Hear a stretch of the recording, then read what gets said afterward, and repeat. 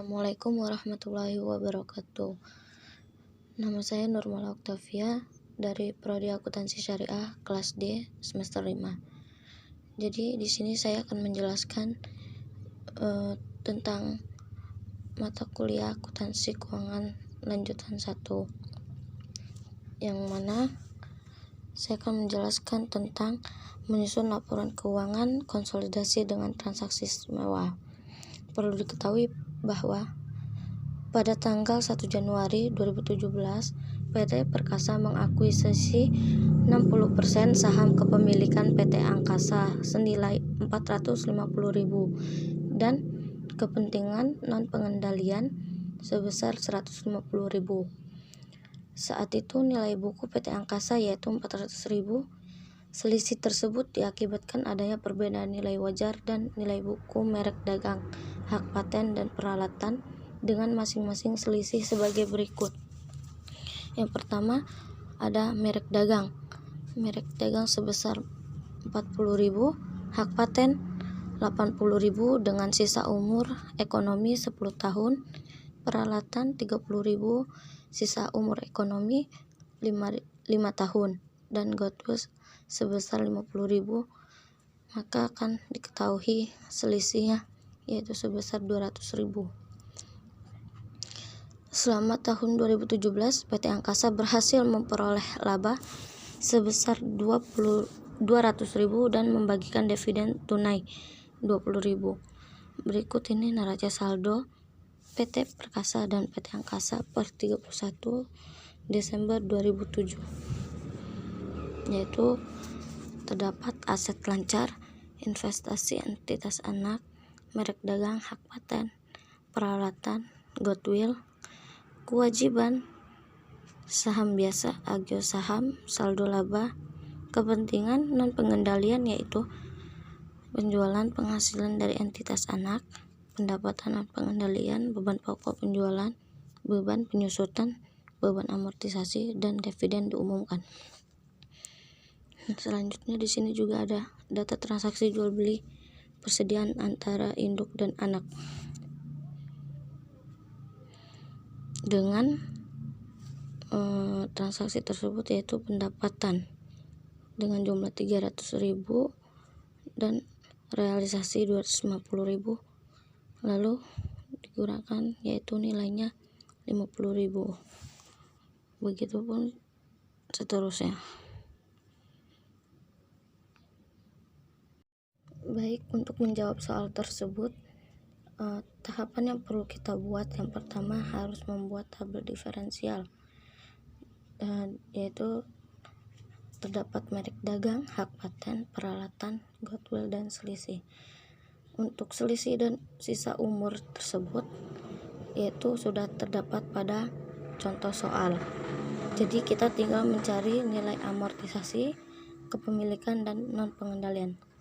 Kemudian untuk mencari nilai amortisasi yaitu hak paten sebesar 80.000 dibagi sisa umur yaitu 10 tahun, maka akan diketahui nilai amortisasinya yaitu sebesar 8.000. Begitupun dengan peralatannya yaitu sebesar 30.000 dibagi sisa umur 5 tahun, maka akan diketahui nilai amortisasinya yaitu 6.000.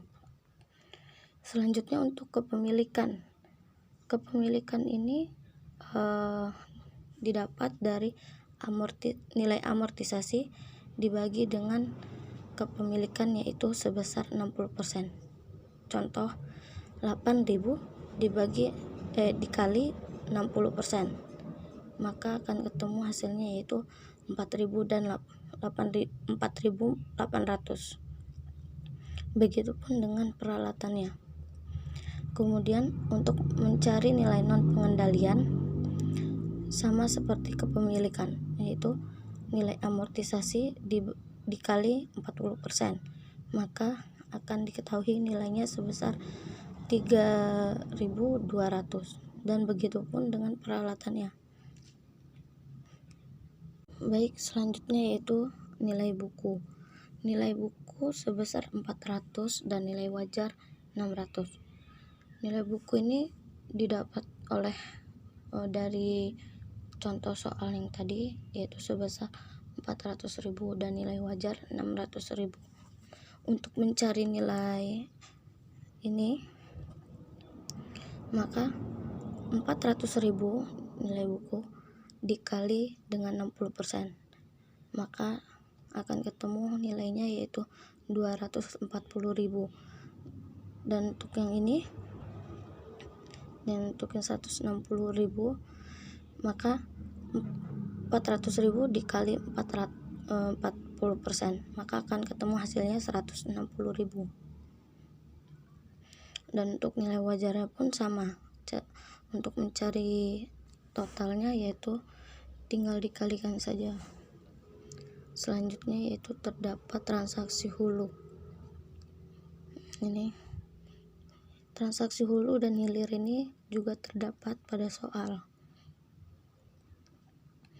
Selanjutnya yaitu melakukan perhitungan pengakuan laba. Yang pertama yaitu laba yang diakui sebesar 60.000 dan 40.000. Nilai ini didapatkan dari 100.000 dikali 60%, maka akan didapatkan nilai sebesar 60.000. Selanjutnya yaitu dikurangi dengan amortisasi selisih hak paten, di mana 4.800 ini didapat dari kepemilikan pada tabel diferensial, dan 3.200 juga dapat dari tabel diferensial non pengendalian. Kemudian untuk amortisasi selisih peralatan sebesar 3.600 itu sama, didapatkan dari tabel diferensial bagian kepemilikan yang ini.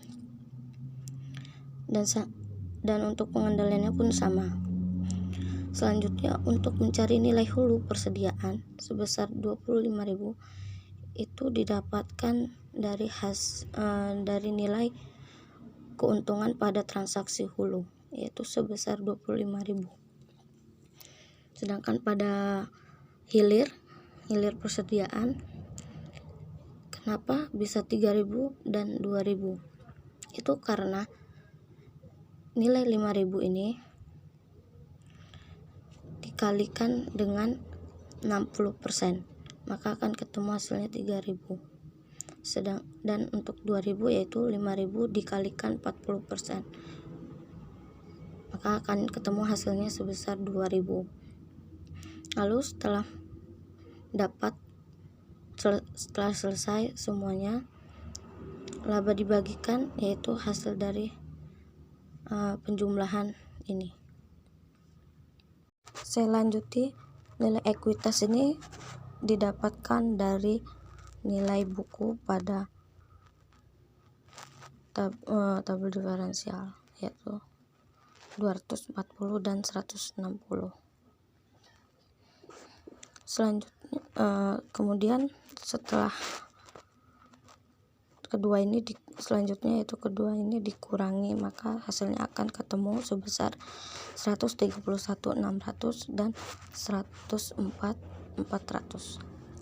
Kemudian dikurangi lagi dengan diferensial, di mana nilainya terdapat 120.000 dan 80.000. Nilai ini diperoleh dari selisih pada tabel diferensial.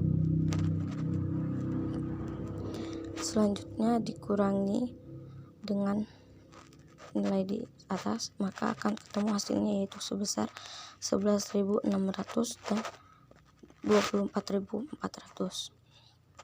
Kemudian dikurangi lagi dengan nilai laba sebesar 23.600 dan 32.400. Laba ini dapat ditemukan pada tabel ini, ya, yaitu sebesar 23.600 dan 32.400. Maka hasilnya akan ketemu min, yaitu min 12 dan min 8. Kemudian dikurangi kembali dengan nilai dividen, yaitu sebesar 20.000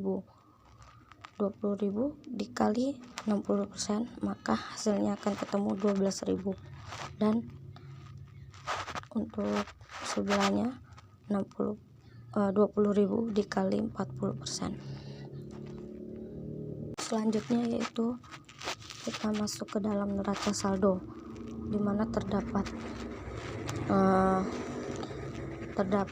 akun-akun yang sama persis seperti yang ada pada soal.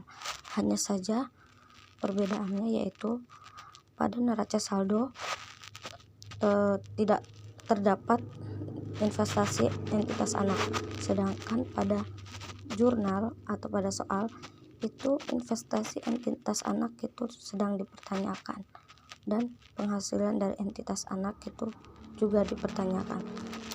Lalu di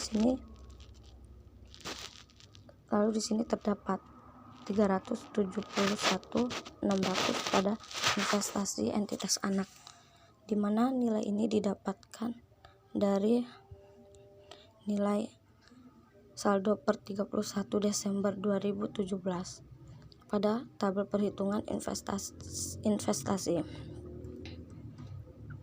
Sedangkan untuk penghasilan dari entitas anak ini nilainya didapat dari laba dibagikan pada perhitungan pengakuan laba, yaitu sebesar 23.600. Maka setelah ditotal semuanya akan balance. Selanjutnya yaitu jurnal eliminasi. Pertama, eliminasi saldo investasi berdasarkan nilai ekuitas menurut buku. Di sini terdapat saham biasa, agio saham, saldo laba. Nah, dari jumlah dari ketiga akun ini didapatkan dari neraca saldo pada PT Angkasa, yaitu 200.000, 1.500.000 dan 300.000. Kemudian untuk investasi PT anaknya yaitu dari total ketiga ini itu akan diketahui sebesar 2 juta. Maka 2 juta ini dikali 60% baru dapat diketahui nilai investasi PT Angkasa. Dan pada kepentingan non pengendalian itu sama, yaitu sebesar 2 juta dikali 40%, maka akan ketemu hasilnya yaitu 800.000. Selanjutnya, eliminasi saldo investasi efek diferensial. Untuk nilai ini terdapat seperti merek dagang, hak paten, peralatan, dan goodwill. Dari keempat akun ini nominalnya itu didapatkan dari hasil dari selisih pada tabel diferensial, yaitu 40.000, hak paten 80.000, peralatan 30.000, dan goodwill 50.000. Selanjutnya investasi PT anak yaitu sebesar 120.000. Nilai ini didapatkan dari tabel diferensial bagian kepemilikan 60%. Sedangkan untuk kepentingan non pengendaliannya itu juga sama, diambil dari tabel diferensial bagian non pengendalian. Selanjutnya yaitu penyesuaian terhadap beban amortisasi akibat adanya diferensial. Beban penyusutan hak paten sebesar 8.000 dan beban penyusutan peralatan 6.000. Nominal ini juga didapatkan dari nilai amortisasi pada tabel diferensial.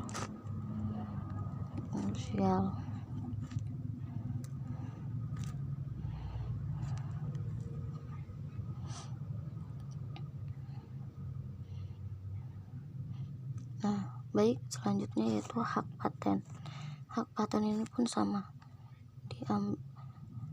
Beban penyusutan pada beban penyusutan peralatan, maka dapat diketahui hak paten sebesar 8.000 dan peralatan 6.000. Selanjutnya eliminasi saldo investasi atas pengakuan laba dari entitas anak.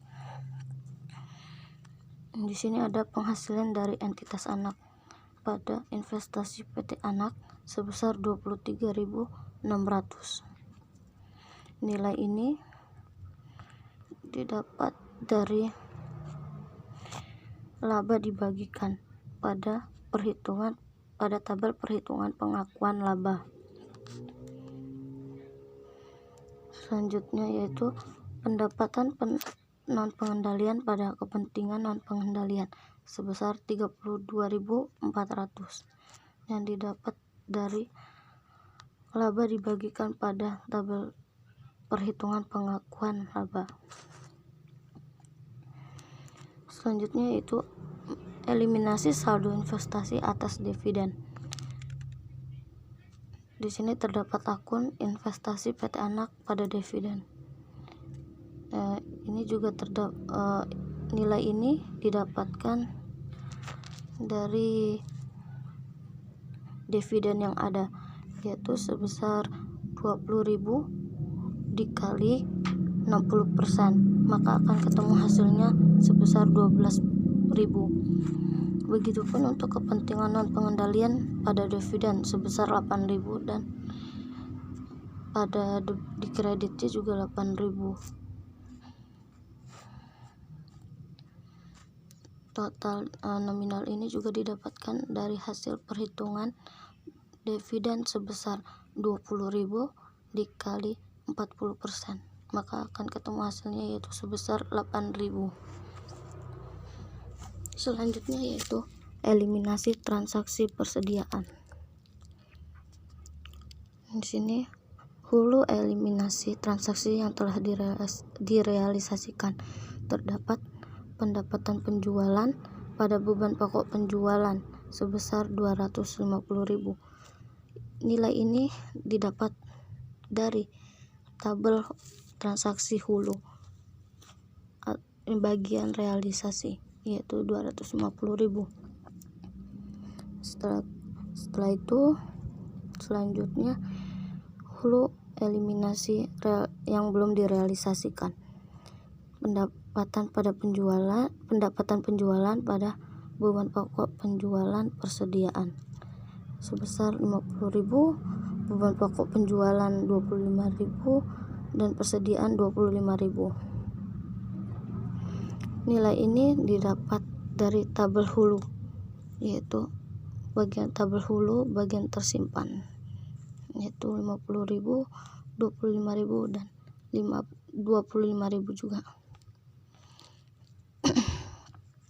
Selanjutnya yaitu eliminasi transaksi persediaan, yaitu menghitung hilir eliminasi transaksi yang telah direalisasikan.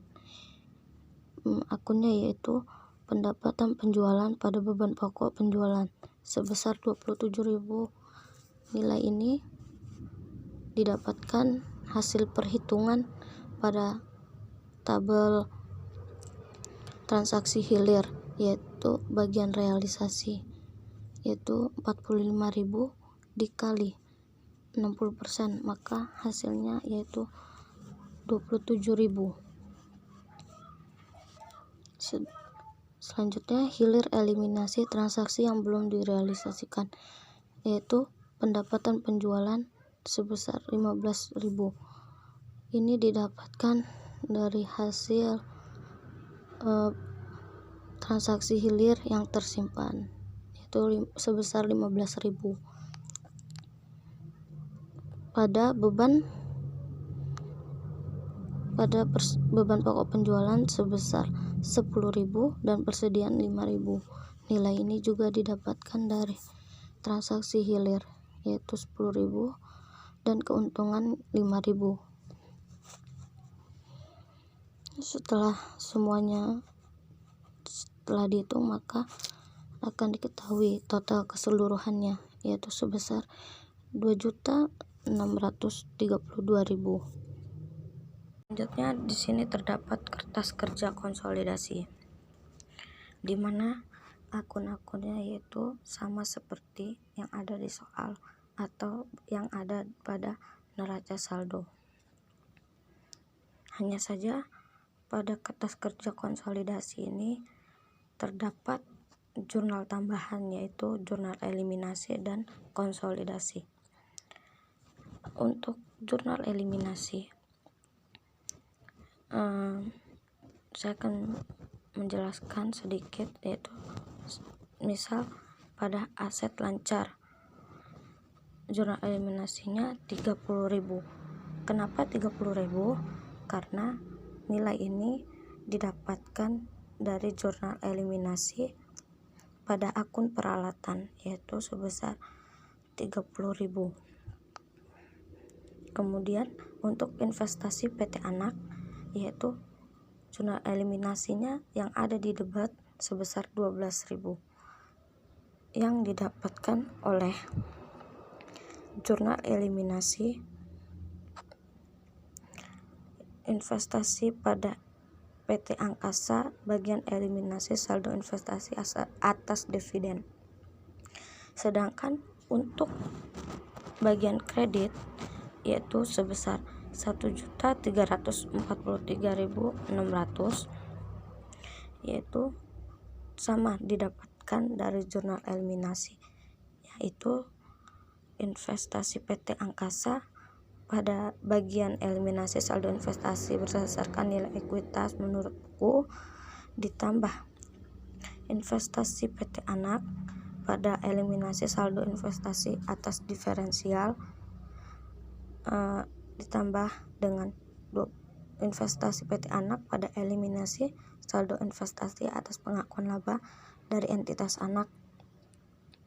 Maka setelah dijumlahkan hasilnya akan ketemu, yaitu sebesar 1.343.600. Begitupun seterusnya sama seperti akun-akun lainnya. Selanjutnya yaitu konsolidasi. Pada tabel konsolidasi ini nilainya didapatkan dari penjumlahan antara PT Perkasa ditambah PT Angkasa dan jurnal eliminasi. Contoh, pada aset lancar terdapat 2.970.000. Ini disebabkan oleh adanya penjumlahan antara PT Perkasa sebesar 1 juta, PT Angkasa 2 juta, dan dikurang dengan jurnal eliminasi sebesar 30.000. Maka hasilnya akan ketemu, yaitu sebesar 2.970.000. Selanjutnya untuk investasi entitas anak, yaitu sebesar 960.000. Nilai ini didapatkan dari PT Perkasa senilai 371.600 ditambah 12.000 dan dikurang 1.343.600. Maka hasilnya akan ketemu, yaitu 960.000, dan begitupun seterusnya. Baik, selanjutnya yaitu laporan laba rugi. Untuk mencari nilai laporan laba rugi ini nominalnya dapat diambil dari tabel konsolidasi pada kertas kerja konsolidasi. Contoh, penjualan. Di sini terdapat penjualan sebesar 1.816.000. Maka laporan laba ruginya pun sama, 1.816.000. Untuk ditambah beban pokok penjualan. Di sini terdapat beban pokok penjualan sebesar 688.000. Maka pada laporan laba rugi pun sama, 688.000. Jadi 1.816.000 ditambah 688.000, maka akan ketemu laba kotornya sebesar 1.128.000. Maksudnya ini dikurang. Selanjutnya itu bagian beban penyusutan. Bagian beban penyusutan itu di sini terdapat 186.000. Maka pada laporan laba rugi juga ditulis 186.000 dan beban amortisasi pun sama. Nah, beban penyusutan dan beban amortisasi ini dijumlahkan, maka hasilnya akan ketemu 368.000. Lalu 364.000 dikurang dengan laba kotor sebesar 1.128.000, maka akan ketemu total laba bersih konsolidasi yaitu sebesar 764.000. Selanjutnya didistribusikan ke pendapatan non pengendalian. Ini sebesar 32.400. Nilai ini pun sama, didapatkan dari tabel konsolidasi.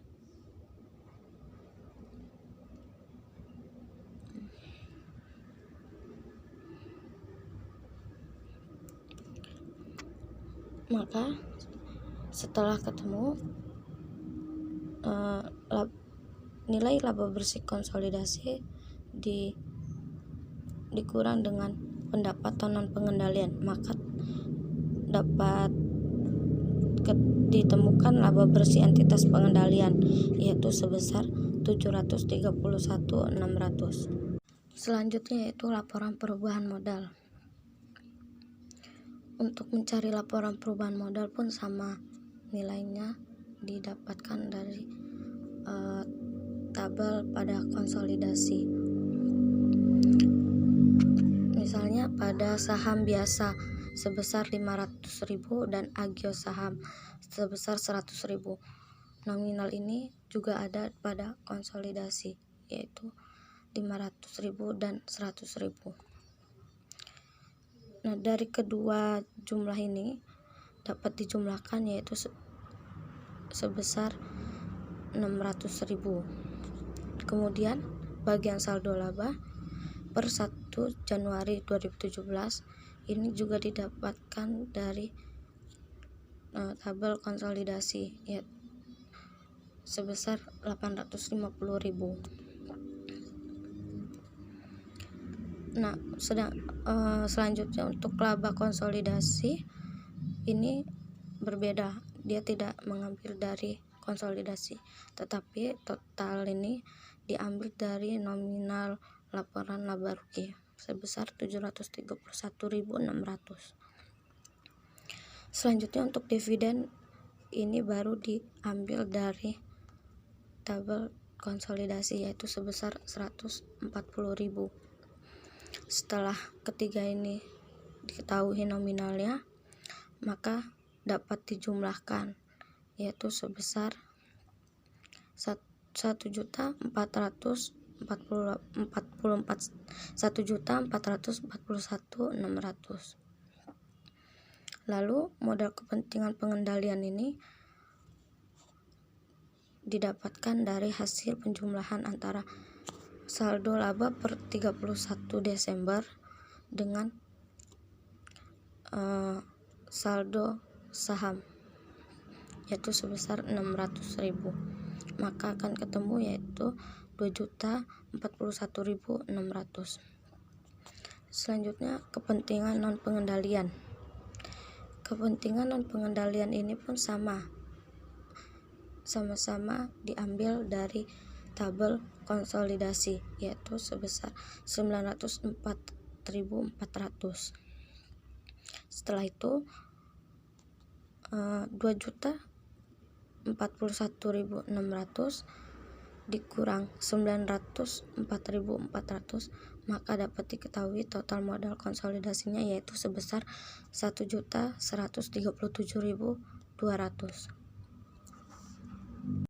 Selanjutnya yaitu yang terakhir, laporan posisi keuangan. Untuk mencari nilai laporan posisi keuangan ini, yang pertama terdapat aset lancar sebesar 2.970.000. Ini didapat dari tabel pada konsolidasi, yaitu bagian aset lancar sebesar 2.970.000. Selanjutnya untuk aset tidak lancar terdapat investasi entitas anak, hak paten, merek dagang, goodwill, dan peralatan. Nilai atau nominal pada aset tidak lancar ini didapatkan dari tabel konsolidasi. Selanjutnya dari aset tidak lancar ini akan diketahui total aset tidak lancarnya, yaitu sebesar 1.376.000. Untuk mencari total aset konsolidasi, yaitu total aset tidak lancar ditambah dengan total aset tidak lancar, yaitu sebesar 4.346.000. Sedangkan pada liabilitas terdapat akun kewajiban, di mana nilainya yaitu sebesar 1.400.000. 1.400.000 ini didapat dari tabel konsolidasi pada kertas kerja. Selanjutnya ekuitas. Ekuitas ini terdapat akun-akun seperti saldo saham biasa, agio saham, saldo laba, yaitu dari nominal-nominal ini itu didapat dari tabel konsolidasi juga pada kertas kerja konsolidasi. Selanjutnya, ketiga nominal ini dijumlahkan, maka hasilnya akan ketemu total modal penghasilannya yaitu sebesar 2.041.600. Selanjutnya 2.041.600 ini ditambah dengan kepentingan non pengendalian yaitu sebesar 904.400, yaitu ini kepentingan non pengendaliannya. Maka setelah ditambah hasilnya akan diketahui total modal konsolidasinya yaitu sebesar 2.946.000 rupiah. Untuk total ekuitas konsolidasinya yaitu nilai kewajiban sebesar 1.400.000 ditambah dengan nilai total modal konsolidasi yaitu sebesar 2.946.000 rupiah. Maka dapat diketahui total ekuitas konsolidasinya yaitu sebesar 4.346.000 rupiah. Itu saja yang dapat saya jelaskan. Apabila ada kesalahan atau kurang jelasnya saya dalam penjelasan ini, saya mohon maaf. Saya akhiri. Wassalamualaikum warahmatullahi wabarakatuh. Assalamualaikum warahmatullahi wabarakatuh. Nama saya Nurmala Oktavia dari Prodi Akuntansi Syariah kelas D semester 5. Jadi di sini saya akan menjelaskan tentang mata kuliah akuntansi keuangan lanjutan 1, yang mana saya akan menjelaskan tentang menyusun laporan keuangan konsolidasi dengan transaksi istimewa. Perlu diketahui bahwa pada tanggal 1 Januari 2017 PT Perkasa mengakuisisi 60% saham kepemilikan PT Angkasa senilai 450.000 dan kepentingan non pengendalian sebesar 150.000. Saat itu nilai buku PT Angkasa yaitu 400.000. Selisih tersebut diakibatkan adanya perbedaan nilai wajar dan nilai buku merek dagang, hak paten dan peralatan dengan masing-masing selisih sebagai berikut. Yang pertama, ada merek dagang sebesar 40.000, hak paten 80.000 dengan sisa umur ekonomi 10 tahun, peralatan 30.000, sisa umur ekonomi 5 tahun, dan Goodwill sebesar 50.000, maka akan diketahui selisihnya yaitu sebesar 200.000. Selama tahun 2017, PT Angkasa berhasil memperoleh laba sebesar 200.000 dan membagikan dividen tunai 20.000. Berikut ini neraca saldo PT Perkasa dan PT Angkasa per 31 Desember 2007, yaitu terdapat aset lancar, investasi entitas anak, merek dagang, hak paten, peralatan, goodwill, kewajiban, saham biasa, agio saham, saldo laba, kepentingan non pengendalian yaitu penjualan, penghasilan dari entitas anak, pendapatan non pengendalian, beban pokok penjualan, beban penyusutan, beban amortisasi, dan dividen diumumkan. Selanjutnya di sini juga ada data transaksi jual beli persediaan antara induk dan anak dengan transaksi tersebut, yaitu pendapatan dengan jumlah 300.000 dan realisasi 250.000, lalu digunakan yaitu nilainya 50.000, begitupun seterusnya.